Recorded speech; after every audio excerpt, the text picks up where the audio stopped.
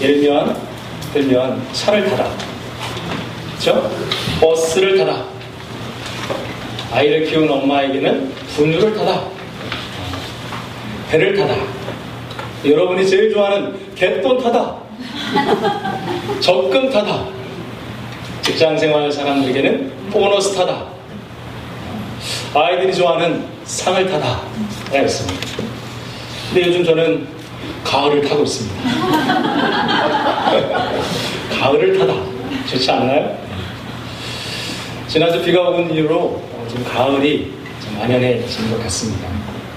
이 행신동, 화정동 이 지역은요, 봄, 가을이 참 아름다운 도시인 것 같습니다. 여러분의 옷차림도 흰색, 또 파란색 계열의 옷에서 갈색과 회색, 가을 옷으로 입고 입으신 것 같습니다. 그래서 그런지 훌쩍 떠나고 싶습니다.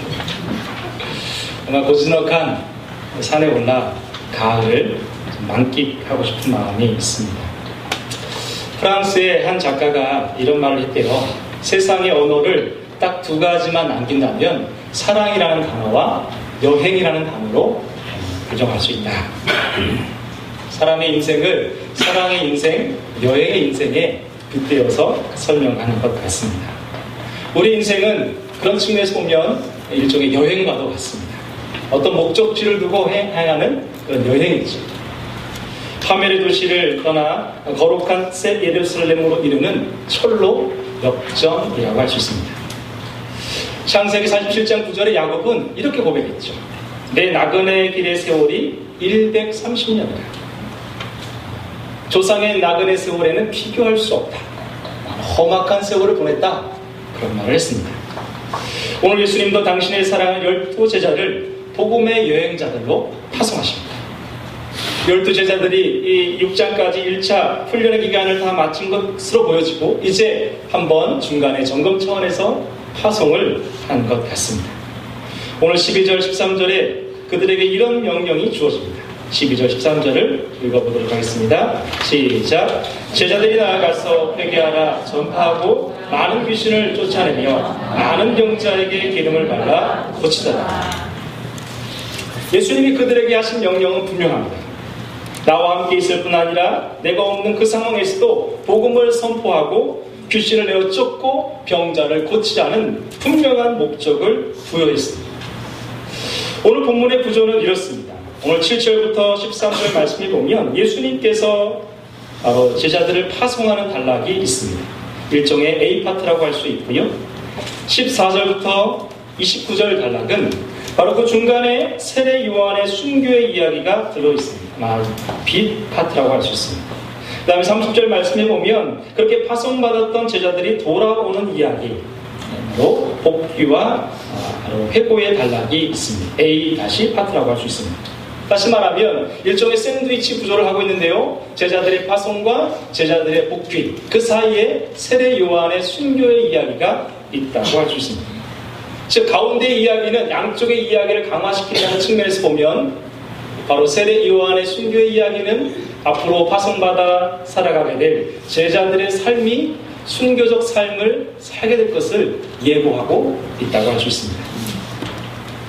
오늘 예수님은 제자들을 전도인, 제자들의 삶을 전도인의 삶으로 규정하고 파송하고 있습니다.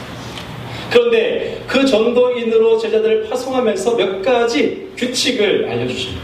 그것은 전도인의 삶이 마치 순례자의 삶처럼 규결되어 있다는 것입니다. 자, 성도 여러분, 여러분은 지금 어떤 자세로 어떤 길을 걷고 있습니까? 현실의 어려움에 고민하며 갈 길을 잃고 방황하고 있지는 않습니다.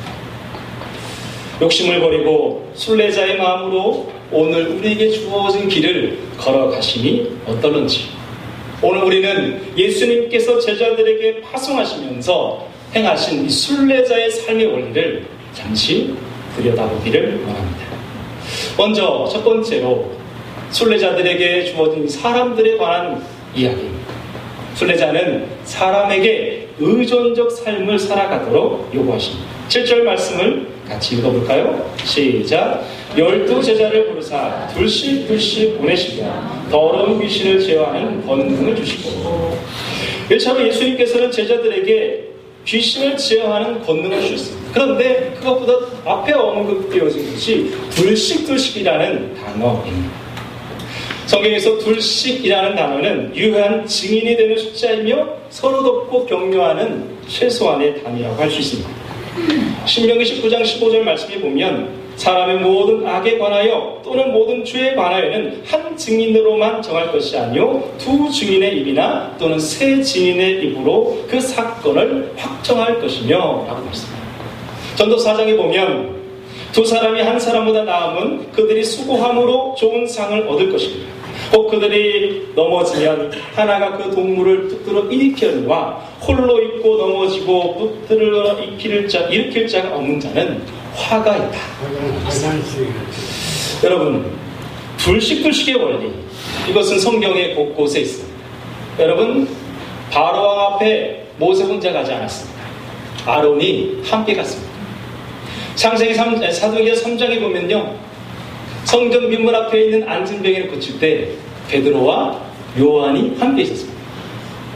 사도행전 13장의 1차 제자들의 파송에 보면 대표적인 사도 바로 바나바와 바울이 함께 파송을 받습니다. 사도행전 15장의 2차 제자 선교 여행에도 바로 바울과 신라가 함께 파송을 받습니다. 바로 이 둘씩둘씩의 원리는 성경 곳곳에 있고 바로 우리 순례자들이 살아가는 첫 번째 삶의 원리입니다. 둘씩둘씩은 무엇일까요? 바로 상호 의존이라는 말을 함의하고 있는 것입니다. 제가 목사 안수를 받기 전에 일주일간 금식을 한 적이 있습니다. 원래 금식, 전일 금식은 좀 장소와 시간을 구별해서 따로 해야 되는데 전임 전도사로서 시간을 뺄 수가 없어서 교회 사역과 금식을 병행한 적이 있습니다. 새벽부터 저녁 늦게까지 신방하고 일하고 그리고 굶고 그리고 저녁에는 기도실에서 철야를 하고 일주일이 되어가더니 확실히 몸에 무리가 왔던 것 같아요.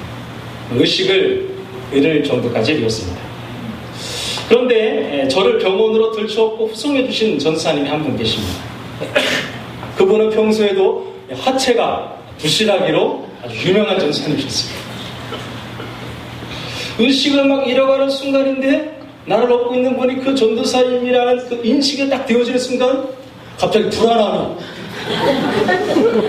생존에 관한 문제 불안함이 몰려오더라고요. 어쨌든 그 전사님 아니었으면 참 위험할 뻔했습니다. 그러면서 제가 깨달은 것은 우리 각 개인은 하나님의 은혜와 자비가 아니고서는 살아갈 수 없는 철저한 죄인임을 깨달았습니다. 바로 하나님께 의존되어져 가는 인생이라는 것을 배웠습니다. 또 한 가지는 그렇게 하나님께 의존되어진 사람은 사람에게도 의존되어진다라는 것을 깨달았습니다. 아멘이 안 나올 줄 알았어요. 근데 여러분 제 얘기를 들어보세요. 여러분 우리가 다른 사람을 의지하지 않는다는 것은 그것은 성숙한 게 아니라 미성숙한 것입니다. 물론 제자도를 가르칠 때 자립을 가르치기도 하지만 어느 순간에는 철저히 서로에게 의존되어져 가는 것을 배워야 하는 것입니다. 오늘 예수님은 순례자들로 둘씩 파송했습니다. 서로 의지하라는 것이죠. 여러분 예수님이 베드로에게 이렇게 말씀하십니다. 요한복음 21장 18절 내가 진실로 진실로 내게 이르노니 내가 젊어서는 스스로 띠띠고 원하는 곳으로 다녔거니와 늙어서는 내 팔을 벌리리니 남이 내게 띠띠우고 원하지 아니하는 곳으로 데려가리라. 여러분 우리 인생을 돌아보십시오. 우리는 처음 태어날 때부터 누군가에 의존되어져서 그의 보살핌으로 시작합니다. 그리고 인생의 단계를 거쳐갈 때마다 부모님, 선생님들, 친구들에게 의존되어져서 인생의 단계를 밟아가는 것이죠. 그리고 마지막 천국에 이를 때에도 또 누군가에게 보살핌을 받고 천국에 이르게 된 것입니다. 여러분 의존하는 것은 악하거나 참담한 현실이 아니라 하나님께서 그렇게 우리를 계획하신 줄로 믿습니다. 가끔 신방을 하다 보면 어르신 권사님들 이렇게 얘기해요. 아유 목사님 저는 그냥 자식 새끼들한테 짐이 되고 싶지 않아요. 한 앞가림만 할 수 있을 때까지만 살았으면 좋겠어요. 짐이 되느니 차라리 죽는 게 나아요. 그렇게 얘기해요. 두 가지 마음이 있어요. 실제는 아닌 거예요. 근데 또 하나는 실제로 그렇습니다. 여러분, 누군가에게 짐이 된다, 그래서 내가 짐이 되지 않으려 한다, 그것은 옳은 태도가 아닙니다. 여러분, 우리 모두는 누군가에게 의존되어지도록 설계되어 있습니다. 여러분, 저는요 사실 여러분에게 짐이 되어지는 사람이에요. 여러분, 여러분도 저에겐 짐이에요. 짐이 너무 지금 많아지고 있어요. 여러분, 남편은 아내에게 짐이고요, 아내 역시 남편에게 짐이고, 자녀들은 부모에게 짐이고, 나중에 부모가 늙으면 부모 역시 자녀에게 짐이 되어지죠. 갈라디아서 6장 2절에 서로 짐을 지라. 그래서 그리스도의 법을 성취하라고 되어 있습니다. 여러분, 짐이 된다는 것, 누군가에게 의존한다는 것, 그것은 옳은 것입니다. 예수님도 몸소 의존적인 삶을 사셨잖아요. 어릴 적 마리아의 손에 의해 자랐잖아요. 마리아의 젖을 먹고 마리아가 닦아주는 엉덩이를 내어내리고 또 이유식을 했고 걸음마를 배웠습니다. 여러분, 예수님이 인간에게 의존하였다고 해서 예수님의 신적 본능이 하나도 훼손되지는 않았습니다. 죽으신 후에 예수님은 자신의 몸을 제자들에게 위탁하였고 제자들은 그의 시신을 처리했습니다. 여러분, 둘씩둘씩은 서로를 의존하는 것을 배우는 것입니다. 서로를 의지하고 서로를 배워가는 것입니다. 그렇다고 해서 인간의 고유한 가치와 본성이 훼손되지는 않습니다. 여러분, 세상에서 혼자 할 수 없는 것 두 가지, 바로 신앙생활과 결혼생활입니다. 여러분, 교회 공동체와 가정 공동체는 하나님께서 직접 세우신 공동체입니다. 개인으로 창조하셨지만 하나님은 공동체로 부르셨고 공동체 안에서 우리를 새 창조해가 가시는 줄로 믿습니다. 여러분, 도단교회 앞에 이 강대상 제가 직접 제작한 건데요, 앞에 보면 로고가 있을 것입니다. 직선 3개와 원형 하나가 있습니다. 직선은 자라감을 의미하고 원형은 닮아감을 의미합니다. 자라감이라는 것은 개별성을 의미한다면 닮아감은 공동체성을 의미한다고 할 수 있습니다. 부모가 자식을 닮아가고 그렇게 닮아가는 자식들끼리는 서로 또 닮아가게 되어 있습니다. 여러분, 순례는 먼 길을 걸어가야 합니다. 먼 길은 홀로 걸어갈 수 없습니다. 먼 길을 걸어가려면 함께 가야 하는 것입니다. 홀로 그리고 더불어 사는 법을 알아야 이 참 순례의 길을 완주할 수 있는 줄로 믿습니다. 사랑하는 성도 여러분, 혼자 훌륭한 사람은 없습니다. 함께 어울리고 더불어서 공동체 안에 있어야 그가 온전해지고 성숙해지고 그렇게 서로 의지하고 의존하면서 하나님의 공동체가 되어져 가는 줄로 믿습니다. 교회 공동체 안에 가입하시고 그 공동체 안에 깊이 뿌리를 내시기를 주의 이름으로 축원합니다. 두 번째는 하나님에 대한 태도입니다. 순례자는 단순한 삶을 살아야 한다는 것입니다. 8절 9절 말씀을 읽어보도록 할까요? 시작. 명하시되 여행을 위하여 지팡이 외에는 양식이나 배낭이나 전대의 돈이나 아무것도 가지지 말며 신만 신고 두 벌 옷도 입지 말라 하시고, 먼저 여기 양식은 어떤 종류의 음식을 다 포함하는 말입니다. 주머니는 무엇일까요? 그것은 여행에 필요한 생필품을 넣어 다니는 여행용 가방이겠죠. 여러분, 전대라는 것 아십니까? 이 전대는 일종의 허리띠로서 동전을 보관하는 돈주머니입니다. 그리고 이 여기서 말하는 돈은요, 지폐, 엄청난 큰 돈이 아니라 조그만 소량의 동전을 의미하는 것입니다. 신은요, 여행에 필요한 간편한 샌들을 의미하고요. 두 벌 옷은 무엇일까요? 여벌의 옷으로 노숙할 때 밤의 기운을 막아주는, 찬 기운을 막아주는데 쓰여진 옷입니다. 그런데 예수님 뭐라고 말씀하시죠? 지팡이 하나, 신발 하나, 그리고 한 벌, 이것으로 족하다는 것입니다. 정말 단순합니다. 여러분, 단순함을 넘어서 뭐가 느껴지나요? 가난해. 여러분, 이렇게 하신 예수님의 의도가 무엇일까요? 왜 예수님은 인간적으로 더 철저하게 준비할 것이 진짜 준비가 아니라고 명령하실까요? 첫 번째 이유가 있습니다. 바로 예수님 안에 있는 이 복음을 전파하는 제자들은 복음 전도에만 깊은 관심을 둘 뿐 자신의 신변에 대한 염려를 잃지 하지 마라, 이렇게 해석할 수 있습니다. 두 번째는 제자들은 매일매일 자신에게 베풀어진 이 호의, 그 사람을 통해서 주어진 호의를 통해서 하나님이 나를 직접 돕고 있다는 것을 배우고 훈련하라는 것입니다. 세 번째는 무엇일까요? 실제로 복음 전파나 병자를 치유하나 이렇게 제자로 부르심 받은 자들에게는 진짜로 가난해져야 된다는 규범적 명령이라고 할 수 있습니다. 자기 스스로 의존할 수 있는 모든 소유를 버림으로 하나님께만 절대적으로 의존할 수 있는, 하나님에 대한 전폭적인 믿음만이 순례자가 해야 될 최고의 준비라고 할 수 있는 것입니다. 프란치스코, 그는 가난한 부인과 그의 딸을 위해 그 중세시대의 가장 비싼 성서를 팔아 부재했습니다.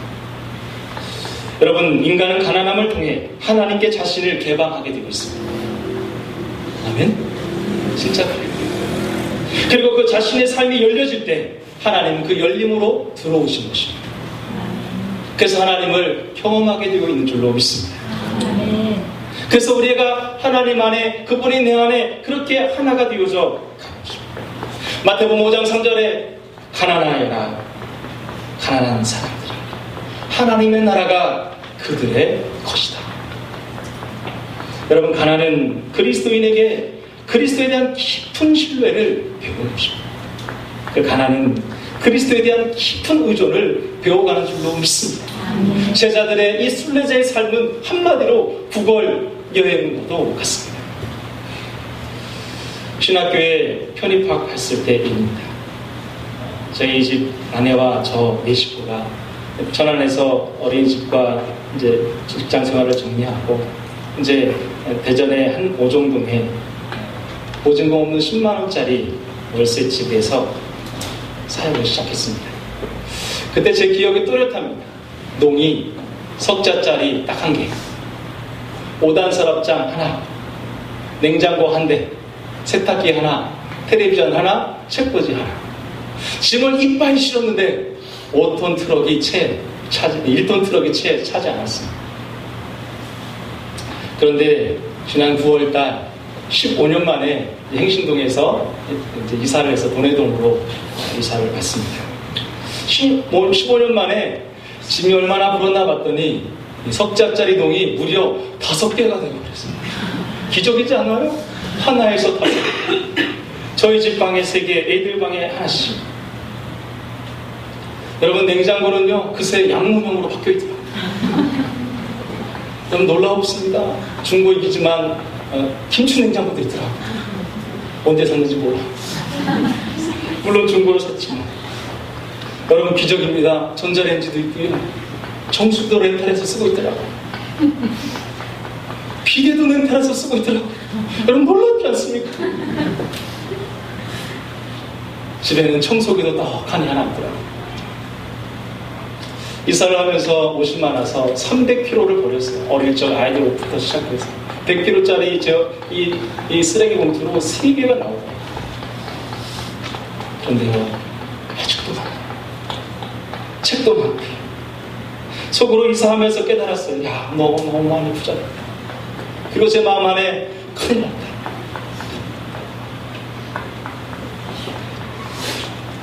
(30일간) 비정을 하면서 그 비정 기간에 있었던 한 수녀님이 그런 고백을 하시더라고요. 요즘 여기 가서 기도를 하는데 기도가 안 된다는 거예요. 왜 그러시나? 그랬더니 지난 여름 휴가 때 본가에 들어갔는데 어머님이 필요한 데 쓰라고 10만 원을 주셨는데 10만 원을 가난한 사람들이 흘려보내지 않고 계속 6개월 동안 붙들고 있었다. 그게 자꾸 찔린다. 수녀님들은 사유재산이 없다라고. 여기 오실 때도 교통비를 받아오셨대요. 그래서 영수증을 첨부해야 된다는 거예요. 제가 얼마나 많이 부러운지 몰라요. 요즘 제가 너무 타락한 것 같습니다. 너무 많이 가지고 있는 것 같아요. 지팡이 하나, 신발 하나, 옷 한 벌, 이 말씀을 넘어가기가 참 어려웠습니다. 말씀을 준비하고 설교를 준비하는데 내가 이대로 살지 못함이 너무 부끄러워서 더 이상 설교를 써갈 수가 없었습니다. 하나님 앞에, 그리고 여러분 성도들 앞에 죄송하고 부끄러웠다는 겁니다. 정말 가난해지는 삶이 순례자의 삶이거나 많은 것을 누리고 너무 많은 것을 소유하고 있어 죄송합니다. 사랑하는 성도 여러분, 지원합니다. 개인적 의식주 가운데에 너무 낭비하지 않았으면 좋겠습니다. 여러분, 교회를 유지하고 교회를 경영해가면서 너무 사치하지 않았으면 좋겠습니다. 꼭 필요한 필수품과 그리고 사치품을 구별하는 지혜가 우리 안에 있었으면 좋겠습니다. 여러분, 가정 경제를 운영하면서 매년 예산을 세우시고 가계부를 통해 지출을 점검하시고 신용카드보다는 직불카드나 현금으로 물건을 구입하시고 과도한 빚을 짓지 않는 훈련을 해가셨으면 좋겠습니다. 그리고 성실하게 일하시고 열심히 저축하시고 아낌없이 하나님 나라를 위해 내어드리시기를 주의 이름으로 축원합니다. 여러분, 멀리 가려면 가벼워야 돼요. 걸어가는 것도 고통스러워요. 침도 치고 있습니다. 얼마나 고통스럽겠습니까? 자발적 간사함, 자발적 단순함으로 살아가시기를 주의 이름으로 축원합니다. 세 번째는 상황에 대한 예수님의 가르침입니다. 순례자는 관대함을 가져야 한다는 것입니다. 10절, 11절 말씀을 함께 읽겠습니다. 시작. 또 이르시되 어디서든지 누구의 집에 들어가거든 그곳을 떠나기까지 거기 와. 어느 곳에서든지 너를 영접하지 아니하고 너희 말을 듣지도 아니하거든 거기서 나갈 때 발에 먼지를 떨어버려 그들에게 증거를 삼으라 하시고. 여러분, 그들은 순례에 필요한 식량과 비용을 가지지 않았기 때문에 전적으로 그들을 영접해주는 가정과 집이 없으면 살 수가 없습니다. 그런데 두 가지 상황이 준비되어 있다는 거예요. 첫 번째는 영접을 받았을 경우라는 거예요. 그때는 그 집에 유하라는 것입니다. 여러 가지 이유도 있겠지만 일단은 제자들의 전도 활동과 복음을 수용하는 사람들의 집을 만나야 되고 그 집에 기거할 수 있다는 것입니다. 그런데 문제는 그 집이 너무 가난하거나 불편하다고 해서 다른 집으로 옮겨가지 말라는 것입니다. 만약 그 최초의 거주에 만족하지 못하고 더 편안한 안식처를 옮겨 다니다 보면 다른 집과의 불화가 생기고 좋지 않은 소문이 날 수 있기 때문에 그렇습니다. 또 한 가지, 한 집안의 모든 구성원들에게 복음을 전거하고 예수 그리스도를 가르쳐야 하기 때문에 시간이 필요하겠지. 그래서 복음 순례자는 첫 번째 응답되고 영접되어진 집에 그냥 머무는 것이 좋다는 것입니다. 제가 이 말씀을 준비하면서 신학교 때 생각이 떠올랐습니다. 여러분, 신학생들 있잖아요. 신대원 3학년이 되면 졸업반이거든요. 보통 신대원생들끼리 취업반이라고 해요. 취업반.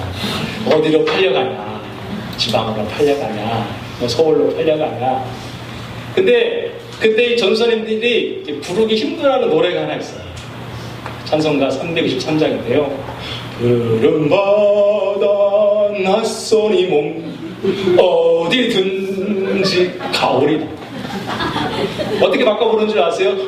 푸른바다 낯선 이 몸 서울에만 머무르. 대놓고 말은 하지 않지만 그래도 인서울, 그래도 1000명 이상의 교회로 전임으로 나가고 있는 겁니다. 실제로 조금 힘들고 교회가 작고 성도들이 힘들게 하고 목사님 일을 많이 시킨다고 해서 그 교육전사 때 1년도 못 채우고 점핑해 가는 전사님들이 참 많이 있습니다. 정말 안타까운 일이라고 할 수 있습니다. 근데 여러분, 어디 그게 사역자만의 문제이겠습니까? 여러분의 가정 안에, 직장 안에, 사업장 안에 나로 필요로 하고 내가 부르심 받은 그곳이 있다면 그곳에 계속해서 그 사역을 감당해 가는 것이 주님의 이름인 줄 믿습니다. 그것이 주의 뜻인 거예요. 끝까지 하나님이 옮기시기 전까지 그 사역과 소명을 감당해 가시기를 주의 이름으로 축원합니다. 또 한 가지 경우는 영접받지 못했을 경우가 있지 않겠어요? 예수님도 고향 나사렛에서 배척받으셨듯이 제자들의 삶도 실제로 사역을 해보면 다 환영하고 다 좋아하는 거 아니거든요. 오지 말라고 됐다고 거절하는 사람도 있지 않겠어요? 그때 예수님이 뭐라고 말씀하시냐면 발 아래 먼지를 털어버려 증거를 삼으라는 거예요. 이건 일종의 유대인의 습관인데요. 유대인들은요, 이렇게 여행을 하다가 이방인 지역을 거쳐서 집에 돌아오잖아요. 그러면 이방인 땅을 거쳤다는 이유만으로 신발에서 먼지를 툭툭 털어버려요. 먼지도 더럽다는 거예요. 그러니까 오늘 이 얘기를 돌이켜보면 지금 예수님의 제자를 영접하지 않은 것은 하나님의 나라를 영접하지 않은 거기 때문에 이제 자발적인 단절을 스스로 했기 때문에 이제 그 가정에 보여진 심판의 메시지를 선포하라는 뭐예요? 신발을 털어라는. 이제 이 집에는 구원의 가능성이 닫혀졌다. 이게 아주 위험하고도 아주 단전적인 말씀이라고 할 수 있습니다. 여러분, 이것은 나를 영접하지 않았기 때문에 문제가 아니라 그게 복음이라는 것이죠. 복음은 구원이지만 한쪽에는 심판이거든요. 이제 심판에 대한 메시지를 정확하게 선포하라는 것이죠. 다시 말해서 순례자에게는 영접받음과 영접받지 못하는 두 가지 상황이 있다는 거예요. 그러니까 이 두 가지 상황에 대한 관대함을 가져야 되는 줄로 믿습니다. 아멘. 관대함이란 이 단어는 무엇을 향하는 너그러운 마음, 큰 마음이라고 하더라고요. 고린도후서 6장 11절 13절 말씀에 고린도인들이여 너희를 향하여 우리의 입이 열리고 우리의 마음이 넓어졌으니 너희가 우리 안에 좁아진 것이 아니라 오직 너희의 심정이 좁아진 것이니라. 내가 자녀에게 말하듯 하노니 보답하는 것으로 너희의 마음을 넓히라. 좀 제발 넓혀라. 좀 성도들이여 좀 관대해져라. 영접받을 수도 있고 영접받지 못할 수도 있다는 이 사실을 그대로 수용해라. 여러분 우리가 언제나 날마다 안타를 칠 수 있겠어요? 삼중도 먹고 병살도 치는 거 아니겠어요? 어떻게 맨날 목사가 설교로 홈런을 치겠어요? 죽도 쓰고 병살다도 치고 그런 게 아니겠어요? 여러분 장사하시는 분들 손님이 그득그득할 때도 있고 어느 날은 손님이 하나도 없어서 공치는 날도 있는 거죠. 안 그래요? 네. 잘 되시나봐요? 늘 공을 치신다고요? 어느 아들은 좋은 대학 가기도 하고 어느 딸은 지방대학 갈 수도 있는 거죠. 그 모든 상황을 어떻게 하라는 거예요? 수용하는 거죠. 그게 뭐예요? 관대하는 것이죠. 한 가지 제언을 합니다. 따라서 해봅시다. 꾸나. 그가 내게 이러는 꾸나. 다시 해봅시다. 그가 내게 이러는 꾸나. 여러분 어떤 사람이나 어떤 사건이 내게 다가오면 그것을 객관화시키는 게 중요해요. 따라서 해봅시다. 겠지. 무슨 이유가 있겠지. 자, 그럼 이런 상황을 객관화시키면 그 다음에 어떻게 마음이 움직여지냐면 그 상황을 이해하려고 해요. 여러분 정신질환자가 아는 이상 어떤 사람이 어떤 말을 하고 어떤 행동을 할 때는 분명한 이유가 있지 않겠어요? 다만 우리가 화가 나는 것은 그 이유를 모를 뿐인 거죠. 자꾸 이해하려고 생각해보는 거죠. 왜 그랬을까? 무슨 이유가 있겠지. 그 다음에 따라해 봅시다. 감사합니다.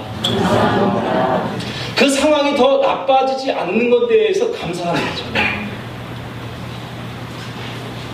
나를 때리지 않는 것만 해도 감사하지. 식당이 문 닫지 않는 것만 해도 감사하지. 감사를 찾고 찾는 것이죠. 제가 이제 이 공식을 적용해 보겠습니다. 어느 식당에 식사를 하러 갔습니다. 근데 그 종업원이 너무 불친절한 거예요. 그럼 어떻게 해야 됩니까? 첫 번째, 이분이 내게 이러는 구나. 그렇죠? 일단 그건 사실이니까. 이분이 내게 친절하게 하는 구나. 남편이 요즘 내게 왜 힘들게 하는 구나. 애들이 요즘 이상하구나. 그 다음에 어떻게 하는 거예요? 저러는 데는 무슨 이유가 있겠지. 월급을 못 받았나? 어제 부부싸움을 했나? 자꾸 이해하려고 해보는 거죠. 그 다음에 어떻게 해야 돼요? 아이고 그냥 음식물을 확 뒤집어 엎지 않은 것만 해도 감사하지. 여러분 최악의 상황을 벌어지지 않은 것만 해도 감사한 거죠. 여러분 이렇게 따라했구나. 겠지. 감사. 여러분 이것만 해도요 우리의 마음이 되게 여우르여우하시고 관대해져. 순간의 분노와 순간의 저주를 모면할 수 있습니다. 순례자의 삶은 여러 상황에 직면하게 되고 그러므로 그런 여러 가지 상황에 대한 관대함을 배워 가야 될 줄로 믿습니다. 원래 신앙 깊고 기도를 많이 하는 사람은 관대한 사람이에요. 부드러운 사람이고 수용적인 사람입니다. 여러분, 좁은 소견, 좁은 마음으로는요, 영성을 유지하기 정말 어렵습니다. 누가복음 3장 6장 38절에 주라 그리하면 너에게 줄 것이요 곧 후이되어 누르고 흔들어 넘치도록 하여 너희에게 안겨주리라. 너희 헤아리는 그 헤아림으로 너희도 헤아림을 도로 받을 것입니다. 여러분, 우리가 사람에 대해서 풍요롭고 너그러운 마음을 가질 수 있는 분명한 이유가 있어요. 바로 하나님은 곧 후이되어 누르고 흔들어서 넘치게 하시는 풍요로우신 하나님인 줄 믿습니다. 그러니까 여러분, 우리가 하나님께 이렇게 열려 있어야 사람에게도 열린 마음으로 다가갈 수 있는 거예요. 아멘? 사람에 대해 관대하지 못한 사람 있잖아요. 그 사람을 딱 들여다보면 하나님께도 닫혀 있었어요. 아멘? 하나님께 열려 있기를 주의 이름으로 축원합니다. 벌써 설교가 마칠 때가 됐습니다. 결론입니다. 오늘 예수님은 12명의 제자를 2명씩 나누어 전도 여행을 보내십니다. 그들이 돌아와서 어떤 일을 했는지 한번 살펴보아야 되지 않겠어요? 30절을 같이 읽어보겠습니다. 시작. 사도들이 30절입니다. 시작. 사도들이 예수께 모여 자기들이 행한 것과 가르친 것을 낱낱이 네. 이 2명씩 파송되어진 제자들은 소위의 사역을 잘 마치고 돌아왔습니다. 참 재밌는 것은 출발할 때는 제자였는데 오늘 돌아와서는 사도가 되었습니다. 아포스톨로이, 보냄을 받은 자, 선교적 삶을 잘 살아냈던 것으로 마가는 평가하고 있습니다. 그들은 하나님께서 하나님의 아들을 통해 주어진 귀신을 제어하는 권능을 가지고 그것을 잃어버리지 않기 위해 서로 의존하고 단순한 삶을 살며 관대한 삶을 살아냈습니다. 그들이 가는 곳마다 주님의 권능이 나타난 줄로 믿습니다. 권능을 유지하고 상승시키는 원리는 의존적인 삶, 단순한 삶, 그리고 관대한 삶에 있는 줄로 믿습니다. 먼저 서로 의존하고 서로 돕는 관계가 되어져 갔으면 좋겠습니다.